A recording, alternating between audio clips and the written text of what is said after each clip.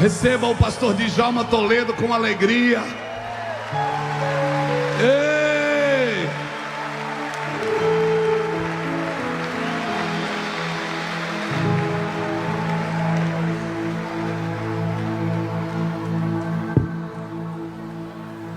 Aleluia. Obrigado, Senhor Deus, por esse ambiente de glória.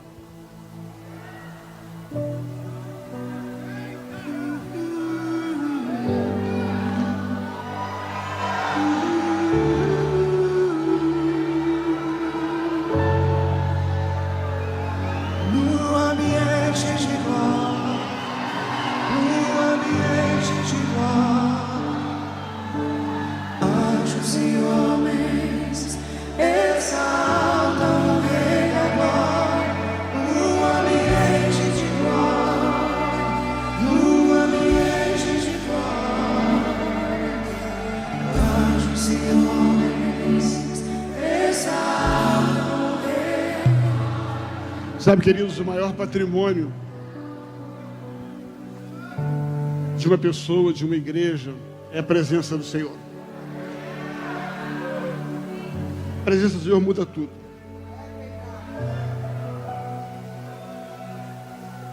Numa geração onde se busca tantas coisas,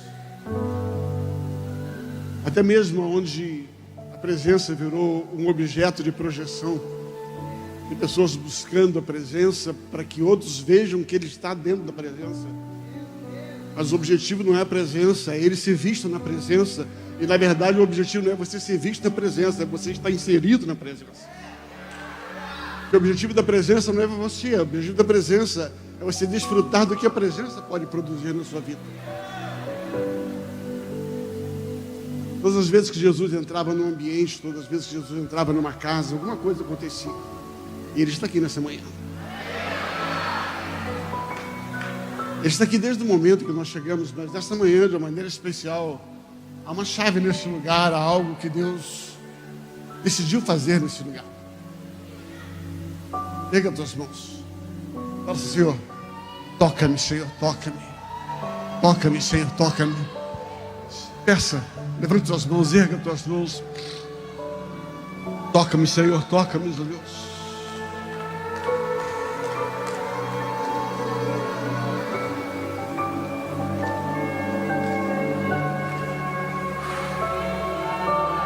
Ó Espírito Santo do Senhor,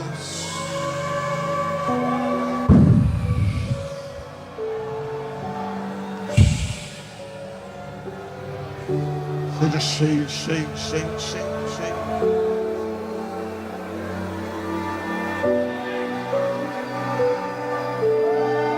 Santo, santo, santo, santo. Santo é o Senhor, santo, santo. Santo é o Senhor, santo. Os feridos de alma são curados, os cativos e oprimidos livres são.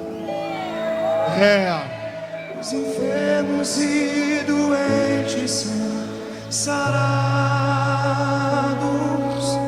pois o Espírito de Deus está.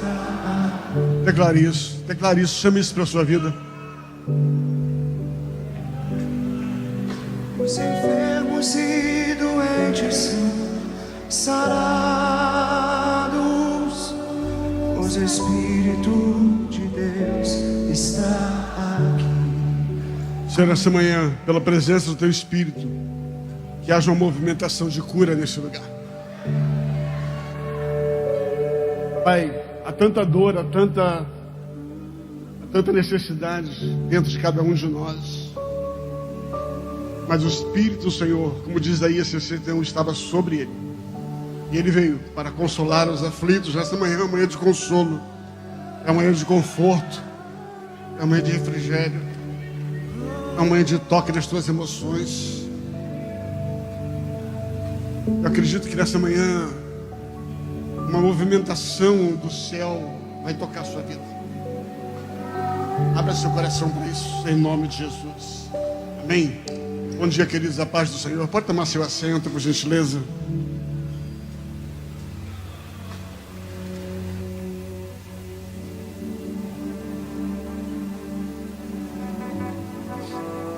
Aleluia.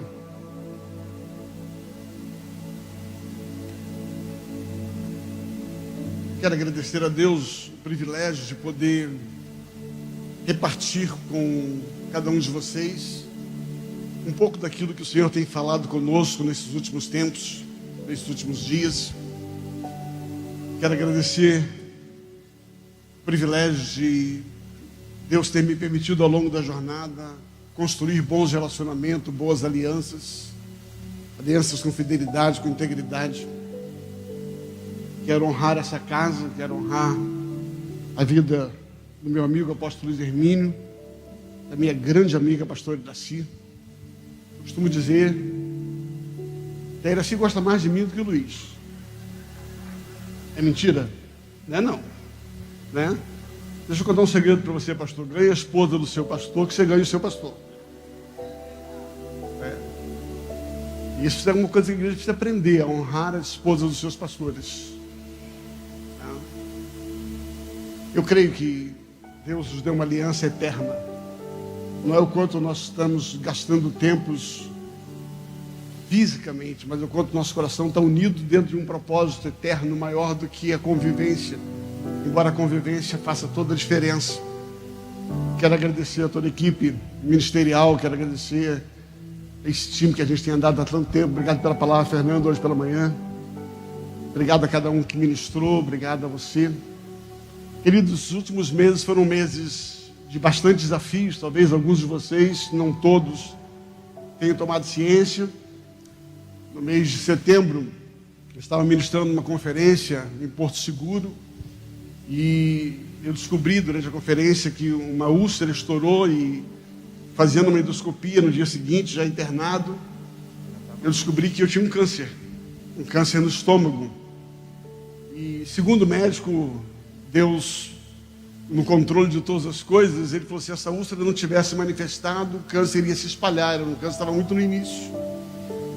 E por causa daquele momento ali em setembro, eu acabei descobrindo que precisava passar por uma intervenção cirúrgica. A princípio ela é extremamente simples. E acabou que isso aconteceu no mês de outubro. Só que houve alguns agravamentos, não quero entrar em maiores detalhes. E nós começamos a lutar em Deus, a igreja, principalmente aqueles que tomaram ciência, começaram a guerrear pela minha vida. Foram dias muito difíceis. Foram 26 dias internado, 24 dias na UTI.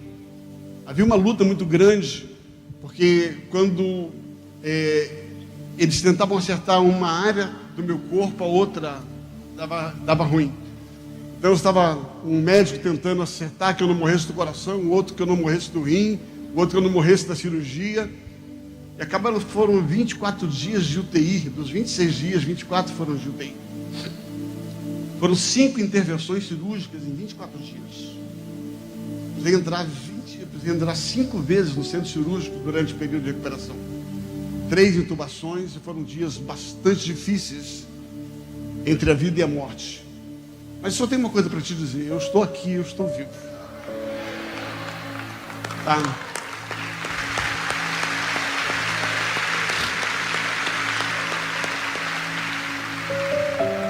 Talvez depois de uma experiência como essa, a gente passa a fazer valor, a dar mais valor àquilo que você já dava valor. Eu estava ali abraçado a pastora Iraci, eu estava dizendo para ela, aconteceram alguns momentos em que eu achei que eu nunca mais estaria em ambientes como esse. Foram bem complicados todo o tempo. Ainda estou num processo de quimioterapia. Eu já fiz 10 quimioterapias. Na próxima segunda-feira eu já faço a 11ª, 12ª. Mas graças a Deus não tem mais câncer, é só uma quimioterapia de cauterização, de prevenção. Tenho passado bem, já estou em atividade desde janeiro no ministério. Eu quero agradecer a cada um que orou. Foram as orações da igreja que me trouxe de volta. Há um texto em Atos capítulo 12 que me chama muita atenção, onde descreve ali o intento de Herodes quando ele prende a Tiago. E a Bíblia diz que ele consegue, através do seu intento, matar Tiago, o filho da espada. É interessante que quando Atos capítulo 12 fala a respeito desse momento onde Tiago é decepado, onde ele tem a sua cabeça decepada, a Bíblia não faz nenhuma menção de uma ação intencional da igreja em oração. Só que no versículo seguinte, a Bíblia diz que, e tendo isso agradado a Herodes, e visto que essa morte agradou ao povo, aí Herodes prendeu a Pedro, intentando apresentar Pedro e matá-lo no dia seguinte. E aí é um versículo que faz toda a diferença no texto, em Atos capítulo 12, que diz: e quando Herodes prendeu Pedro a fim de matar Pedro, a igreja orou intensamente a Deus por Pedro. Repita comigo: orou intensamente a Deus por Pedro. Uma oração intencional, intensiva, aquele que tem condições de resolver. Parece que a impressão que se dá quando se lê o texto, não estou dizendo que essa é a única verdade do texto, é que quando prenderam a Tiago, a igreja entrou num comodismo. Deus vai cuidar de Tiago, deixa lá. Tiago é homem de Deus, vai cuidar de Tiago. Mas quando Tiago é decepado, parece que a igreja acorda. E quando prende Pedro, a igreja decide ter uma ação intencional. Orar a Deus intensamente, intencionalmente. Quando você ora especificamente por alguém, é como se Deus colocasse uma lupa sobre aquela pessoa. É como se Deus focasse um raio naquela pessoa. E quando a igreja se movimenta, parece que Deus canaliza de uma maneira especial o foco dele naquela oração e naquela pessoa. E você lembrando do texto de Atos capítulo 12, a Bíblia diz que após esta ação intencional e intensiva da igreja, o mundo espiritual se abriu. E quando o mundo espiritual se abriu, um anjo desceu, a resposta veio do céu, e as cadeias foram abertas, e Pedro foi tirado da sua prisão, e Pedro não morreu. E eu confesso aos irmãos que esse versículo tem sido uma experiência que eu tive muito forte. A impressão que eu tive é que a igreja orou intencionalmente, intensamente pela minha vida, e Deus decidiu romper o céu sobre a minha vida. Estar aqui é um privilégio, uma gratidão muito grande a Deus, aos amigos e a todos aqueles que oraram. Amém, queridos? Tá, obrigado pelas suas orações. Eu estou vivo. Descobri 3 coisas. Primeiro, tem gente que gostava de mim e aí descobriu que me amava. Quando souberam que eu ia morrer, descobriram que me amava. A segunda, tem gente que me amava e chegou à conclusão: Deus não pode levar ele não, a gente não pode ficar sem ele não. E a terceira é que tinha gente que estava louco para eu morrer e vai ter que me aguentar por muito tempo. Quem queria que eu fosse, se deu mal. Vai ter que me engolir. Então vamos lá, gente. Durante esse período em que eu estava ali entre a vida e a morte, eu não tive grandes experiências sobrenaturais. Eu até queria. Eu confesso, irmãos, que eu achei até que no meio daquele negócio todo eu ia ter aquelas experiências. Sabe aquele testemunho que você vai levar para a vida, impacta, vira meme de internet, aquela história toda, aquilo complicado. Mas eu confesso, irmãos, que eu não vi anjo nenhum. Mas também não vi demônio, está tudo certo. Eu não tive grandes experiências de visão, de algo extraordinário. Aliás, diga-se de passagem, muita gente pegou carona no mundo espiritual com a minha doença. Teve gente que viu anjo dourado, anjo não sei o quê, puxando para cima, puxando para baixo. Tem gente que nadou de braçada na minha entre a vida e a morte. Né? Mas eu não tive muitas experiências, mas eu me lembro que já no finalzinho, quando a crise maior tinha passado, no sentido da morte, da vida, o médico que cuida do meu rim, ele falou assim: olha, infelizmente, você não tem mais como ter a sua vida. Ele me acompanha há 14 anos, eu só tenho um rim, tirei há 14 anos atrás. E ele falou assim: olha, não tem mais jeito, agora você está fadado a ficar preso a uma máquina de hemodiálise para o resto da sua vida. O seu rim agora depende dessa máquina de hemodiálise, se você vai agora ter que se limitar a isso na sua vida. E aquela palavra, ela não me fez bem. Porque eu comecei a pensar, segunda, quarta e sexta, 4 horas, das 8 da manhã até meio-dia, preso numa máquina de hemodiálise, não podendo viajar para lugar nenhum. Pensei nas igrejas que a gente cobre, nas igrejas que Deus nos deu, no Brasil, fora do Brasil. Pensei na minha família, pensei na minha esposa, pensei na minha filha, pensei na minha filha que hoje é pastora em Portugal, meu único neto. Eu falei, nunca mais eu vou poder viajar para vê-los. Não tem como fazer uma viagem internacional. O máximo que eles vão vir para cá. E sabe, aquela palavra daquele médico, ela entrou como uma flecha nas minhas emoções. Eu sabia que meu ministério não tinha terminado, mas eu comecei a sentir um acovardamento. Você consegue entender o que eu estou dizendo? Eu comecei a ter medo de não cumprir tudo ainda que me falta cumprir. Eu tinha certeza que se Deus me deixasse aqui é porque ainda tinha uma jornada pela frente. Eu não queria fazer isso de forma limitada. E aquela informação, ouça bem, palavras têm um poder incrível. Eu dei um lugar nas minhas emoções para aquela palavra. Eu confesso aos irmãos que eu sou muito para cima, eu não sou negativo, eu sou bem positivo. Eu sou a pessoa que vê o quadro branco e não o ponto preto. Eu sempre vejo o bom. Sempre. Isso é minha característica. Mas eu confesso que aquilo encontrou um lugar no meu coração. Na minha alma. E aquilo começou a trazer um profundo abatimento. Eu estava indo no hospital, estava internado, faltavam alguns dias para sair. E eu comecei a ver que eu tinha entrado num lugar que eu condenei tantas pessoas de entrar. Num lugar de caverna, de depressão, de se esconder, de medo, de acovardamento. E eu comecei a gerar em mim um sentimento ruim a respeito da minha própria vida, do meu ministério. Até que eu falei, eu preciso reagir. Eu preciso que Deus me ajude a reagir. E ainda no hospital eu comecei uma guerra com a minha alma. Eu comecei a dar ordem para a minha alma. Eu comecei a dar ordem para o meu espírito, comecei a dar ordem para os meus sentimentos.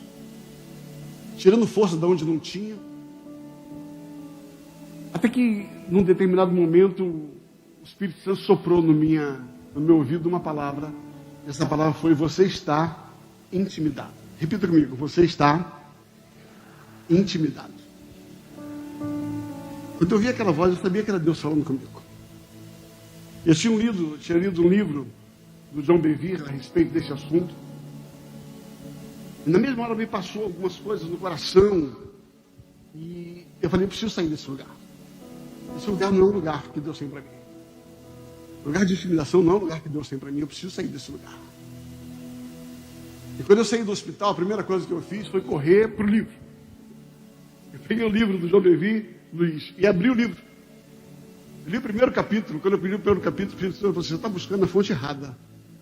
Ele tem uma revelação, mas eu quero te dar uma revelação sobre esse assunto, e não a revelação dele.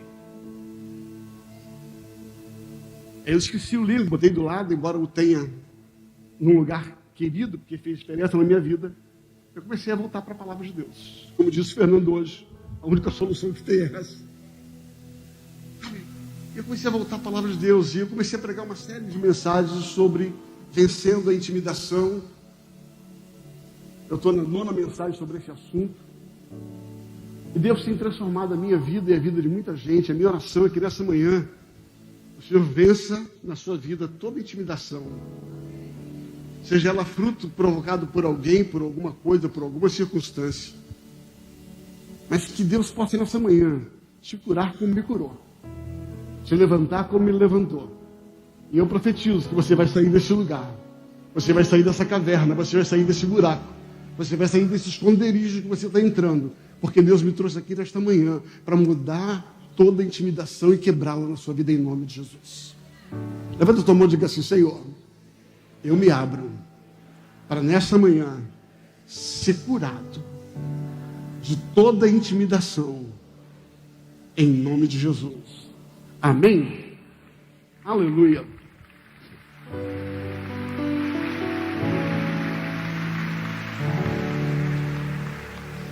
Abra sua Bíblia no 2º livro de Samuel, capítulo de número 4. Nós vamos ler 2 textos. 2º livro de Samuel, capítulo 4, versículo de número 4. Eu vou ler na NVT, na Nova Versão Transformadora. Diz assim a palavra de Deus, Jonatas, filho de Saul, tinha um filho chamado Mefibosete, que ficou aleijado quando era criança. Mefibosete tinha 5 anos quando chegou a Jezreel, a notícia de que Saul e Jonas haviam sido mortos na batalha. Ao ouvir isso, a ama do menino o tomou nos braços e fugiu. Na pressa, porém, deixou cair e ele ficou aleijado. Agora, vá comigo até 2 Samuel, capítulo de número 9. 2 Samuel, capítulo número 9. A partir do verso 1 diz assim: certo dia Davi perguntou: resta alguém da família de Saul a quem eu possa mostrar bondade por causa de Jonatas? Havia um servo da família de Saul, cujo nome era Ziba, e trouxeram a Davi. Você é Ziba? Perguntou o rei. Sim, seu servo, meu senhor. Respondeu Ziba. Então o rei me perguntou: resta alguém da família de Saul? Se resta, gostaria de mostrar da bondade de Deus para com ele. Um dos filhos de Jonatas ainda está vivo, respondeu Ziba. Ele é aleijado dos 2 pés. Aonde ele está? Perguntou o rei a Ziba. E ele respondeu: em Lodebar, na casa de Maqui, filho de Amiel. Então Davi mandou buscá-lo na casa de Maqui. Seu nome era Mefibosete, filho de Jonatas, filho de Saul. Quando compareceu diante de Davi, curvou-se com o rosto no chão e disse: Davi, saudações, Mefibosete. Mefibosete respondeu: aqui está o teu servo, meu senhor. Não tenha medo, não tenha medo, não tenha medo, disse Davi. Quero mostrar-te bondade a você por causa de Jonatas, seu pai. Vou lhe dar todas as terras que pertenciam ao seu avô Saul, e você comerá sempre aqui comigo, à mesa do rei. Mefibosete se prostrou e disse: quem é o seu servo, para que o Senhor mostre de bondade a alguém como eu, que não vale mais do que um cão morto? Então o rei mandou chamar a Ziba, servo de Saul, e disse: dei ao neto do seu senhor tudo que pertencia a Saul, a sua família. Você e seus filhos, servos, cultivarão a terra para ele, a fim de produzir alimento para a casa do seu senhor. Mefibosete, neto do seu senhor, comerá sempre à minha mesa. Ziba tinha 15 filhos, 20 servos. Sou seu servo, respondeu Ziba. Farei tudo que o Senhor, o rei, mandou. E daquele momento em diante, Mefibosete passou a comer na mesa de Davi, como se fosse um dos filhos. Mefibosete tinha um filho ainda jovem, chamado Mica. Daquele momento em diante, todos os membros da casa de Ziba se tornaram servos de Mefibosete. E Mefibosete era aleijado dos 2 pés e morava em Jerusalém e comia sempre à mesa do rei. Queridos, essa história é uma história interessante, tem tantas aplicações dessa história. Uma das aplicações que você pode entender é que aqui existe um cenário que você pode dizer uma figura profética, onde Davi representa Deus, onde Jonatas representa Jesus, e onde Mefibosete representa cada um de nós. E é como se agora Jesus pudesse dizer assim: eu quero mostrar, Deus fala, eu quero mostrar da bondade. Deus fala, eu quero mostrar da minha bondade para com você por causa de Jesus. Em outras palavras, aqui é um apontamento profético para a nossa salvação. Deus mostrando bondade sobre a nossa vida por causa de Jesus. Davi mostrando bondade a Mefibosete por causa de Jonatas. Você está entendendo até aqui? Então aqui é um apontamento profético, eu não quero entrar por aqui. Entretanto, eu quero pegar dentro daquilo que Deus me encarregou para conversar com você nesta manhã, a respeito de intimidação. Sabe, queridos, a intimidação é uma arma terrível que está na mão do nosso inimigo. A intimidação, ela pode ser fruto de uma ação externa, ou seja, alguém fez alguma coisa e te intimidou. Eu nasci numa comunidade carente. Nessa comunidade tinha um rapaz baixinho, pequenininho, sem expressão, mas todo mundo tinha medo dele, porque ele criou uma figura onde todo mundo tinha medo, onde ele criava uma intimidação, todo mundo se intimidava. Quando falava o nome dele, todo mundo tremia, porque ele gerou, a figura dele gerou essa intimidação. Sabe, queridos, ao longo da jornada da vida cristã, eu tenho descoberto que a intimidação pode ser fruto de uma ação externa. Pode ser fruto de uma doença, pode ser fruto de uma palavra, pode ser fruto de ação proposital ou não proposital de alguém. Pode ser fruto de uma circunstância inevitável, a perda de um emprego, a perda de uma família, uma doença, como aconteceu comigo. Aí você entra nesses lugares, eles têm poder para colocar você em intimidação? Não, eles não têm poder. Porque a intimidação não é o que acontece com você, é o que você permite entrar por causa dela.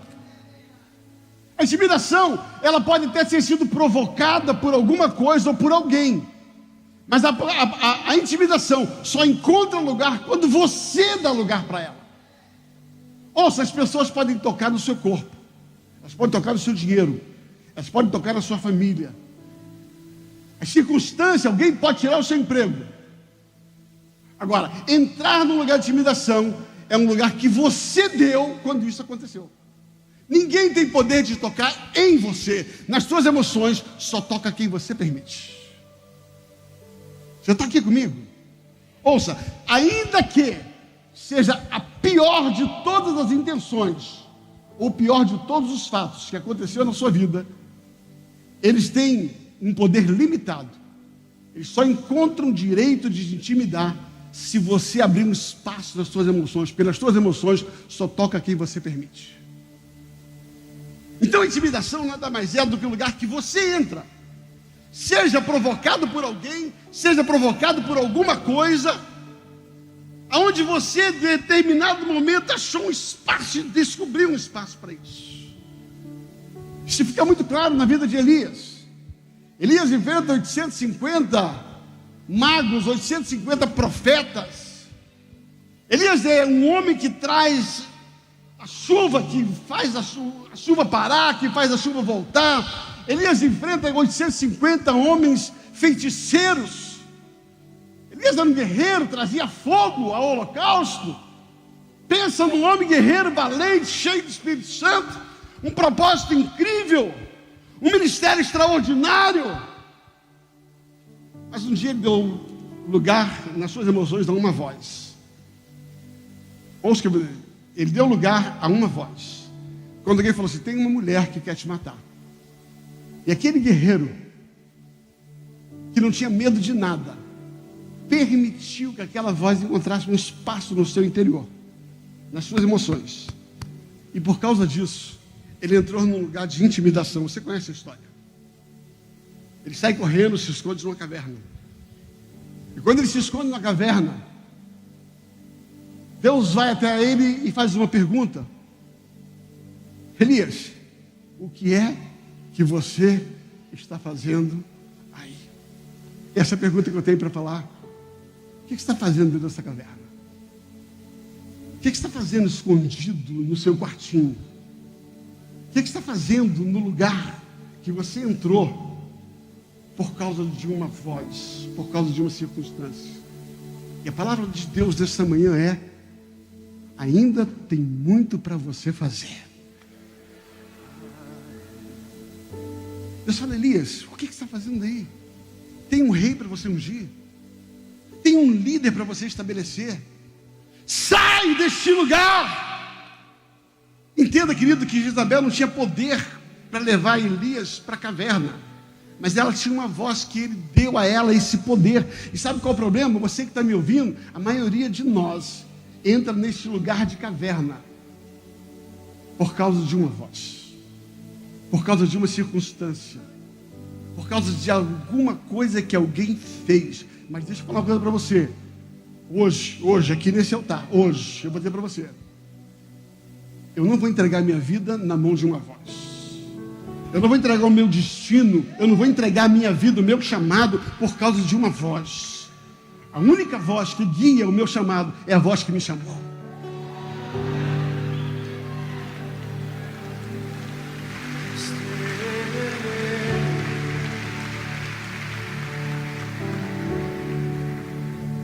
Eu sei que aqui tem muita gente, presente e pela internet, que arrumou uma caverninha para entrar, emocionalmente, e está trancada ali dentro, justificando a sua inoperância, a sua incapacidade de reagir, de cumprir o seu chamado, porque alguém fez alguma coisa contra você. Cresça.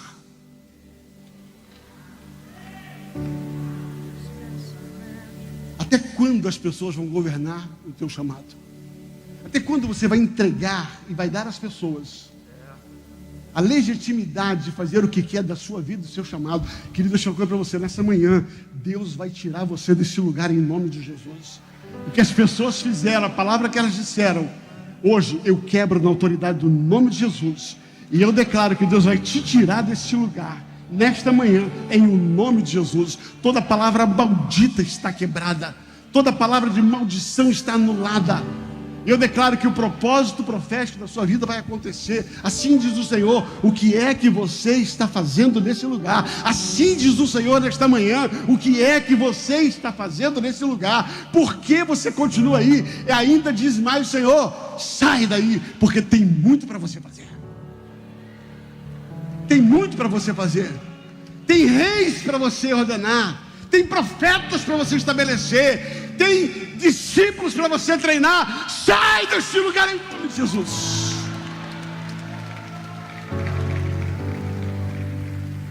A coisa mais curiosa é que a intimidação, ela nasceu no Éden. Sério, a intimidação nasceu no Éden. Olha só, Gênesis capítulo de número 3, diz assim, no versículo 8, Gênesis 3, versículo 8: quando ouviram a voz do Senhor Deus, que andava no jardim na viração do dia, esconderam-se da presença de Deus, intimidados. O homem e a mulher, na sua caverninha entre as árvores do jardim. E chamou o Senhor Deus ao homem e lhe perguntou, aonde estás? E ele respondeu, ouvi a tua voz do jardim, porque estava nu. Tive medo e me escondi. Meu Deus, está aqui da fórmula da intimidação. A intimidação nasceu no Éden. Porque estava nu, tive medo e me escondi. Repita comigo, estava nu, tive medo e me escondi. Perguntou-lhe Deus, quem te fez saber que estava nu? Voz, uma voz. Uma voz. Comeste da árvore que eu ordenei e não comesse, que não comesse? Querido, que Deus está falando com Adão nada mais é do que a fórmula da intimidação. A fórmula da intimidação é, um dia uma voz falou com Adão e com Eva. Eles deram um entendimento a uma voz. Quando aquela voz entrou e eles ouviram Deus, a Bíblia diz que eles tiveram medo, porque estavam nus. Aí Deus faz uma pergunta que aparentemente parece sem fundamento. Aonde está? Você não concorda comigo que Deus sabe onde está? Por que Deus perguntou a Adão onde você está? Não é que Deus não soubesse, é que Ele queria que Adão soubesse aonde ele se meteu.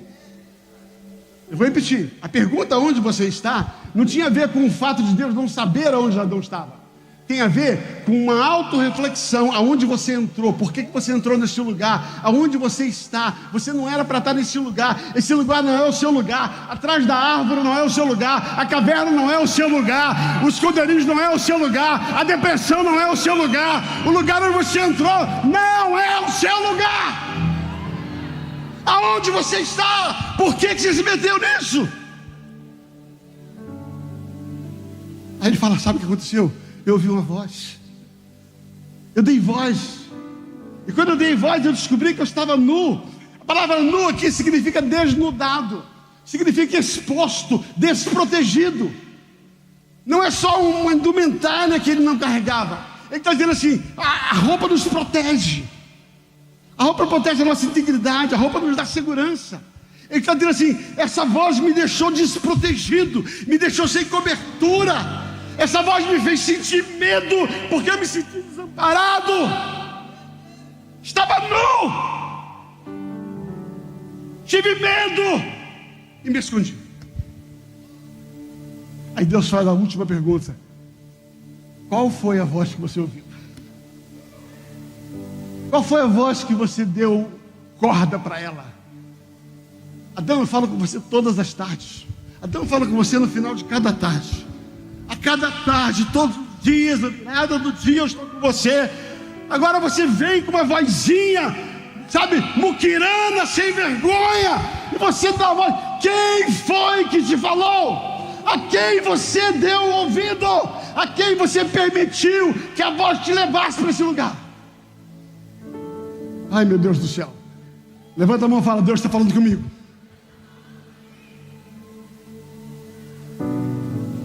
Deixa eu tentar ser breve com a vida de Mefibosete. Vamos voltar ao texto.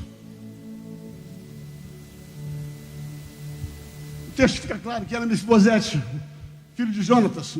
Quem era Jonatas? Alguém com quem Davi fez uma aliança. Alguns anos antes de Davi se tornar rei, ele já havia sido ungido. Saul começou a perseguir. Um dia Jonatas, filho de Saul, fez uma aliança com ele. Eu acho interessante a aliança de Davi com Jonatas, porque na aliança, Jonatas, quando faz a aliança, ele diz assim: eu quero fazer uma aliança com você. Eu sei que você vai ser rei. E quando você for rei e vencer seus inimigos, não esqueça de mim.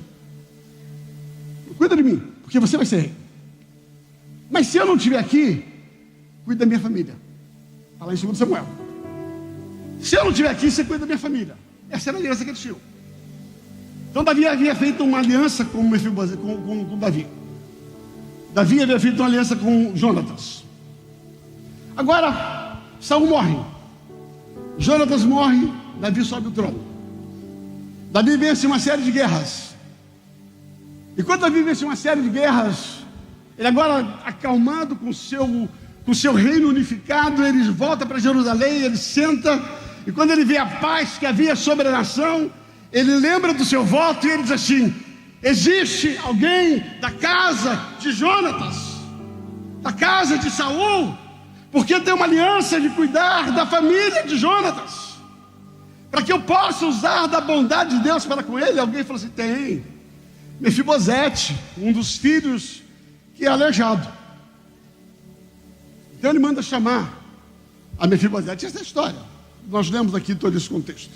Eu quero falar sobre 3 razões pelas quais Mefibosete estava intimidado, baseado no texto. Razão número 1, por causa do sentimento de mágoa e injustiça. Repita comigo: mágoa e injustiça. Levanta a mão assim, didaticamente, diga assim: primeira razão que leva o homem ou a mulher de Deus a um lugar de intimidação. Quando ele levantar, diga assim: mágoa e injustiça. Se você já passou por injustiça, você sabe o poder que tem na vida da gente, ou o poder que a gente dá a isso. Eu diria que não posso apresentar percentual, mas um grande número de pessoas que eu converso, que paralisou no seu chamado, vem sempre com a mesma história: ah, porque fulano me magoou, ai, porque pastor fez aquilo outro, ai, que ninguém tem, ai, porque meu pastor, porque eu era vice-deus, era profeta, mas me perseguiu, me injustiça, ó vida, ó sorte, ó azar, ai, sai da lama, jacaré.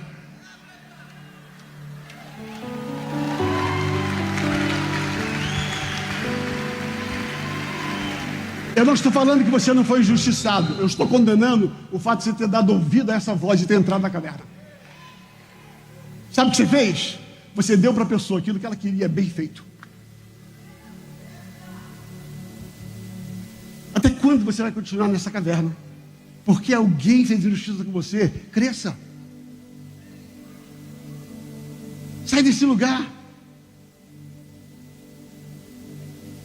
Um dia alguém falou para Mefibosete: sabe por que você é aleijado? Eu vou dizer por que você é aleijado. Você é aleijado por causa de Davi. Davi é o culpado de você ter aleijado.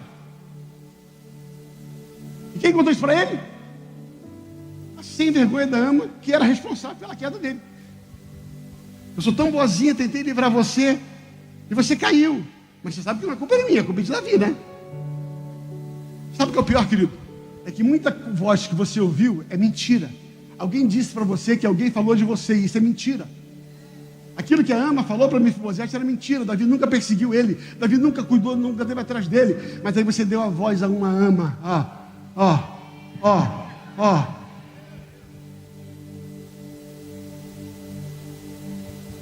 Primeira razão que levou ele, esse sentimento de injustiça, de mágoa.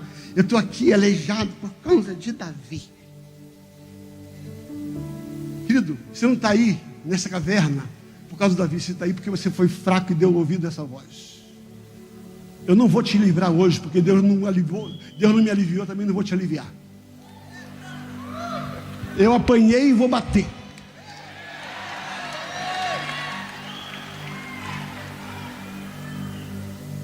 A culpa não é de Davi, a culpa não é da Rama, a culpa é você que deu lugar a essa voz. Adão, quem te falou isso? Adão entrou atrás de uma árvore porque alguém falou, a serpente. Segunda razão pela qual Mefibosete entrou nesse lugar, fatalidade da vida. Enfermidades, fatalidade, acontece. Pelo amor de Deus, gente. Sofrimento faz parte. O pastor José pregou sobre isso aqui. Quando você foi crente, você esqueceu de ler a letrinha atrás do contrato. E atrás do contrato da salvação está: tu vai sofrer. Sabe por que tu vai sofrer? Porque o sofrimento vai te aperfeiçoar. Sabe que você vai sofrer? Para deixar de ser menino, para deixar de ser criança, para deixar de ser fraco, para não entregar a tua vida e teu chamado na mão de ninguém. Fatalidades vão acontecer. Eu fui alvo de fatalidades, sentimento de incapacidade, aleijado, e agora o que vai ser de mim? Pastor, eu sou tão incapaz. A hora que você achar que você é incapaz, olha para Ulisses.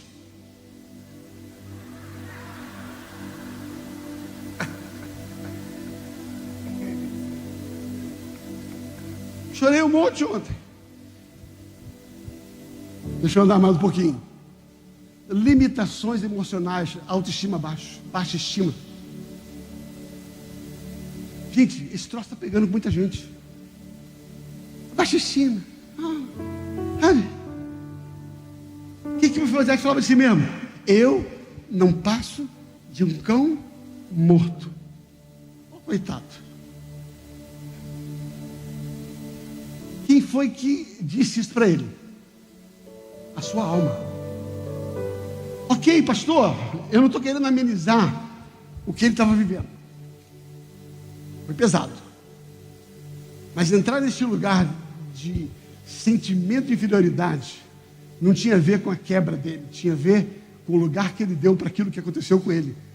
Alguns lugares que você e eu entramos é porque nós demos lugar a fatalidades, e aí que colocamos como incapacidade. Ouça bem, Paulo escreveu aos Coríntios assim: não que sejamos capazes por nós mesmos de sequer pensar alguma coisa contra nós, mas a nossa capacidade vem de Deus.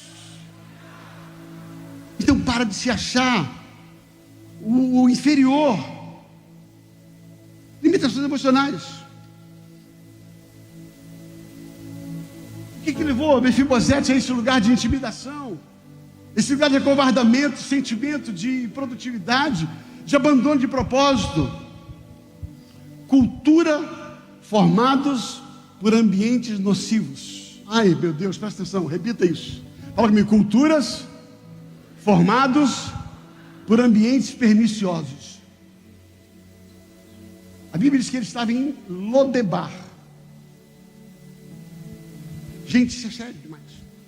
Lodebar significa lugar seco, lugar árido, sem pasto. Era a cidade dos mendigos, um tipo de acampamento de sem terra. A palavra Lodebar significa lugar árido, improdutivo. Sabe o que leva a gente a ser intimidado? Estar em lugar inapropriado, estar em ambientes nocivos, que só te jogam para baixo. A sua estima já não é boa, ainda está num ambiente terrível. Meu Deus do céu. E pior, ele estava na casa de Maquir. Sabe o que significa Maquir? Significa lugar seco, árido, deserto. Significa pobre. Ou seja, Ele estava num acampamento de sem terra, na casa de um miserável. O que você acha que aconteceu com esse cara? Fala comigo, ambientes terríveis. Vou falar uma coisa para você, queridos. Eu gosto muito de Paulo. Ontem nós ouvimos uma palavra sobre isso. E uma das coisas que me chama a atenção na vida de Paulo é que Paulo se converte na estrada de Damasco e ele entra em Damasco. Você lembra disso? Atos capítulo 9? Ele entra em Damasco. Quando ele entra em Damasco, ele está empolgado, procurado da vista, começa a pregar. Lembra o que aconteceu? Por causa da imaturidade dele, ele começou a discutir com os judeus, começou a criar um banzé danado lá, a coisa ficou feia, e ele ia morrer. Pregando o evangelho, ia morrer. Botaram ele por um cesto e foi embora. Ele falou, quer saber uma coisa? A filial não me sabe me receber, Damasco não é lugar para mim não. Eu vou lá para a sede, vou lá para Itajaí. Eu vou para a sede, vou para a catedral da minha denominação. Você acha que mudar de lugar vai mudar aquilo que você deu espaço dentro de você? Não vai não, querido. Se você não entender que as mudanças têm sido por Deus, você quando muda de um lugar para o outro, você está fugindo e não buscando propósito. Aí ele sai para Jerusalém, chega em Jerusalém. Paulo, o grande Saulo, chega em Jerusalém, começa a pregar. Barnabé banca ele, ele começa a pregar. Quando ele começa a pregar em Barnabé, lá em Jerusalém, o que acontece? Ele é imprudente, começa a discutir com os gregos. Está em Atos capítulo 9. Quando ele começa a discutir com os gregos, a igreja de Jerusalém fala assim, #partiu, pega esse cara, é muito problemático. O cara dá muito pior aqui. Pega ele, bota num barco e manda ele lá para a casa da mãe dele, lá para Tarso. Está escrito em Atos capítulo 9 que o povo levou ele à força até o porto, botou ele no barco e falou, some! Você é muito problemático. E ele vai embora. Segundo alguns historiadores, ele passa 3 anos e meio em Tarso. Quem morava em Tarso? A mãe dele. Então, usando a minha imaginação santificada. Ele foi para o quarto dos fundos da edícula da casa da mãe dele. Paulo nunca se desviou da sua conversão, mas ele escondeu numa caverna, porque ele estava intimidado por aquilo que aconteceu em Damasco, por aquilo que aconteceu em Jerusalém. Atos capítulo 11, Barnabé é enviado a Antioquia. E chega em Antioquia, a Bíblia diz que ele vê a graça de Deus sobre aquele lugar. Fala comigo, vê a graça de Deus. Versículo seguinte, e Barnabé saiu de Antioquia e foi para Tarso, à busca de Saulo. Como é que termina o capítulo 11, esse texto? Em 1 ano. Eles fizeram tantas coisas, os dois juntos, que pela primeira vez foram chamados de parecidos com Cristo, que agiam como Cristo, que tinham o mesmo sentimento de Cristo. Ouça o que eu vou dizer para você. Ambientes nocivos vão rejeitar pessoas problemáticas. Agora, graças a Deus, porque sempre vai haver uma Antioquia. Um lugar onde pessoas problemáticas são restauradas. Aonde pessoas que não têm lugar, ouça, o que Damasco não fez com Saulo, o que Jerusalém não fez com Saulo, Antioquia fez. O que está falando, pastor? Ache lugares que invistam no seu chamado. Encontre a sua Antioquia. Encontre a sua Antioquia. Pastor, me rejeitaram em Damasco, vou ficar aqui em Tarso. Me rejeitaram em Jerusalém, ninguém me entendeu. Aí alguém bate na sua porta. Uma lagartixa branca, magrelinha. Assim o Bertelli chama o Luiz. Lagartixa branca, lagartixa. Ah, lagartixa do palácio. Aí bate lá na sua porta, você diz, não quero não. Me rejeitaram em Damasco, me rejeitaram em Jerusalém. E na verdade Deus está levando um Barnabé para te trazer para uma Antioquia. Esteja em lugares e ambientes onde você é restaurado. Essas foram as coisas que levaram Barnabé, Mefibosete ao lugar de depressão. Eu quero, nesses 10 minutos que faltam, dizer para você como é que a gente sai desse lugar. E senão vira aquele pregador que é que nem um laboratório de análise clínica. Pega uma gota de sangue e diz: você está com diabetes, você está com não sei o que, mas não tem remédio. Eu tenho pavor de diagnóstico. Eu quero saber da solução. Se você vai pregar, pregador, empreenda. Denuncia o problema, mas traz o remédio. Senão você só é um falador.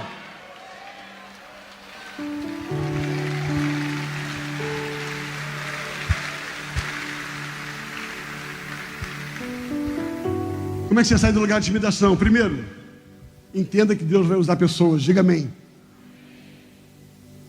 Deus usou Davi para tirar Mefibosete do lugar de intimidação. Segundo, abra os olhos para a verdade em vez de acreditar em mentiras. Para de dar ouvido a qualquer pessoa que está falando para você. Terceiro, seja curado através da bondade e do amor. Davi diz: existe alguém intimidado na casa de Saul, para que eu possa usar da bondade do Senhor para com ele.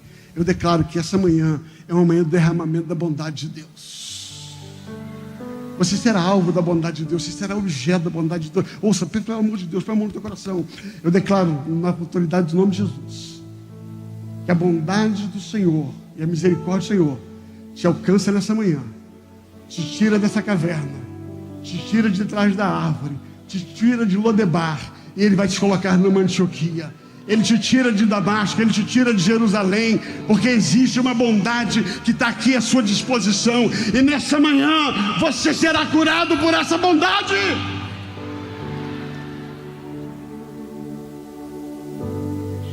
Quarto lugar,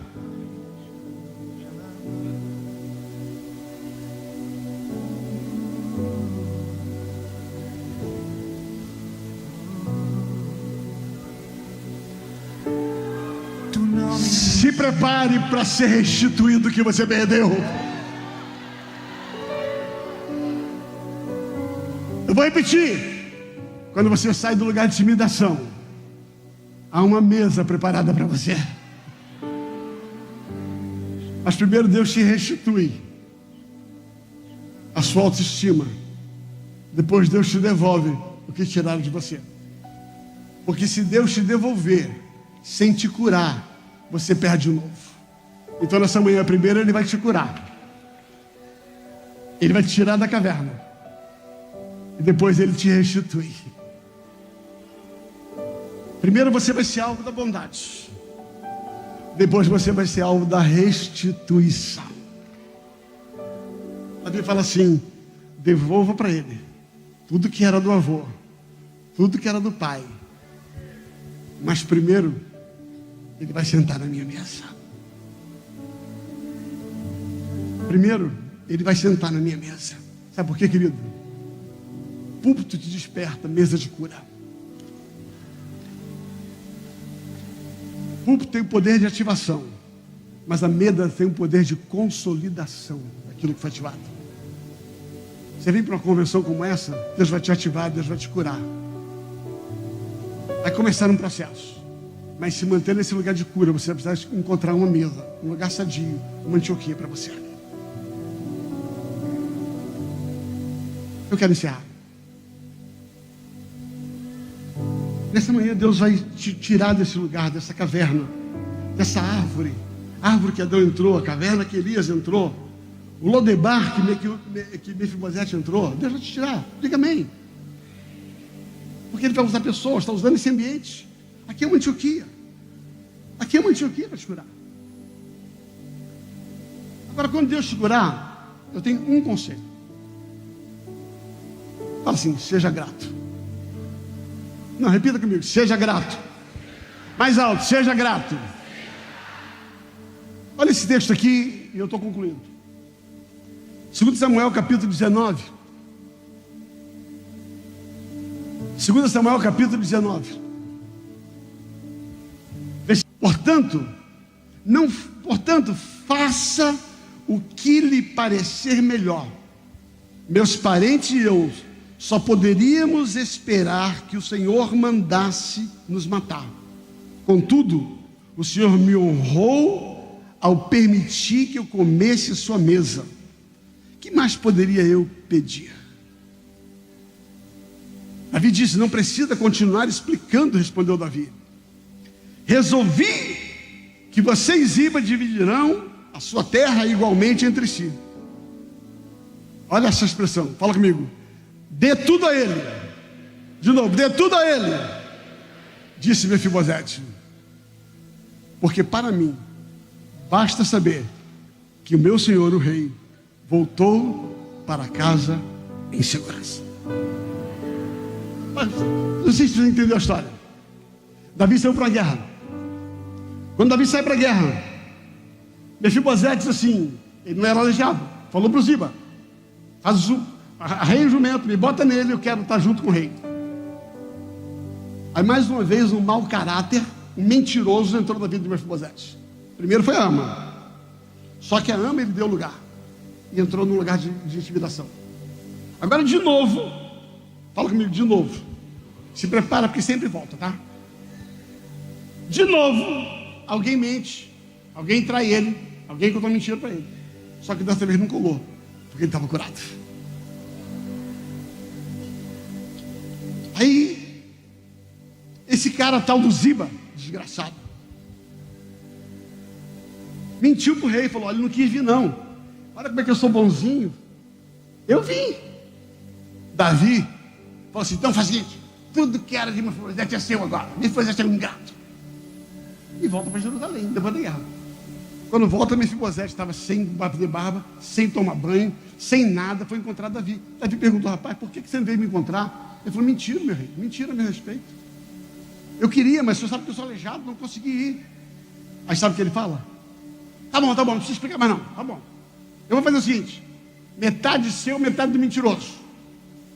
Metade seu, metade de quem falou mal de você. Fala comigo, seja grato. Ele fala assim: por gentileza, eu não estou atrás de bens materiais. Dá tudo para ele. Dá tudo para ele, dá tudo para ele, dá tudo para ele, dá para ele, pode dar.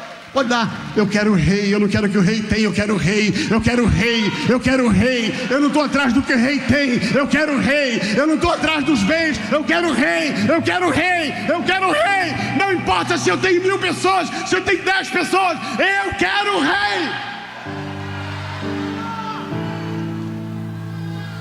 Ele fala assim: nós merecíamos ser mortos. Eu e minha família merecíamos ser mortos. E o rei me acolheu na sua casa. Eu não quero bens materiais. Eu não estou atrás de produtividade. Eu não estou atrás de igreja grande. Eu não estou atrás de salário. Eu estou atrás do rei. Fique em pé, por gentileza.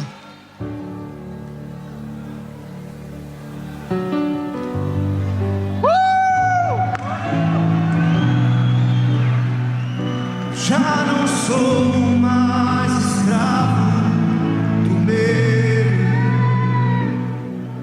Eu sou filho de Deus. Você que estava intimidado por causa das circunstâncias, hoje a tua cura. Hoje a tua cura. Eu sou filho de Deus. Eu não sou mais escravo do medo. Eu sou filho de Deus. Eu não sou mais escravo do medo. Eu sou filho. Há uma mesa para você. Deus abriu o mar pra eu passar por ele. Perfeito amor que me alcançou, me resgatou e agora posso cantar. Eu sou filho de Deus. Sim, Senhor. Sim, Deus abriu o mar pra eu passar por ele. Perfeito amor que me alcançou, me resgatou e agora posso cantar. Eu sou filho de Deus. Ouça. Qual a pergunta dessa noite? A pergunta dessa noite, dessa manhã, é a pergunta que Deus fez para Adão. Adão, você sabe onde você se meteu? Se esconder atrás de uma árvore, dentro de uma caverna. Se meter, esconder atrás de uma árvore, dentro de uma caverna. Se meter num lugar que nem Lodebar. Fala para mim, o que te levou para esse lugar? A morte de não sei quem. Você sabe o que eu estou falando? A doença, a injustiça, a falação, a mentira. Querido, tudo isso é verdade.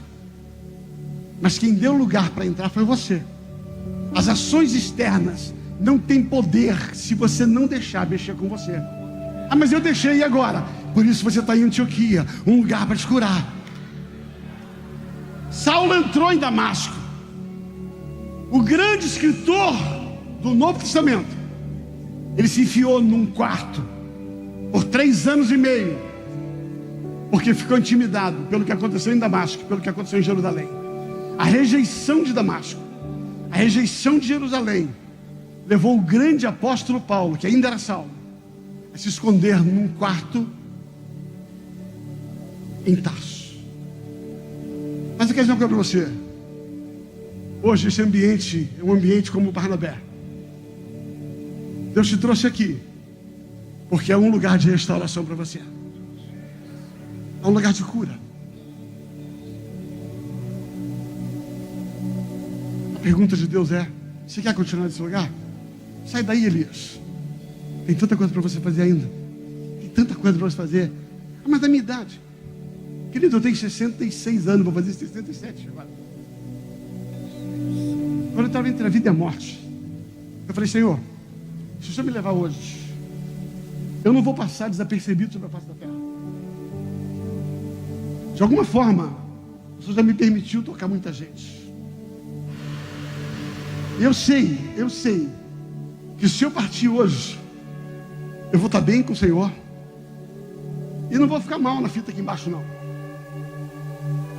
Sabe que Deus ministrou ao meu coração o que Paulo diz: mas por amor a vós, eu vou manter você por mais um tempo.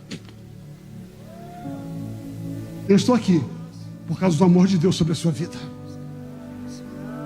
Deus me trouxe aqui por causa de você. Eu estava chorando ali porque eu falei: Luiz, eu acho que nunca mais eu entrar num lugar desse.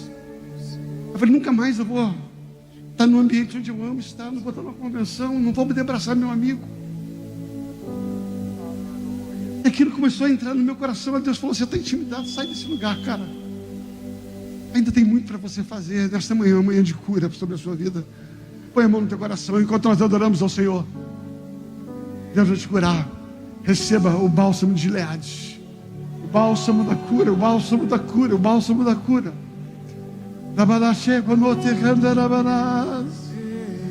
Orianda la baba baba shebana.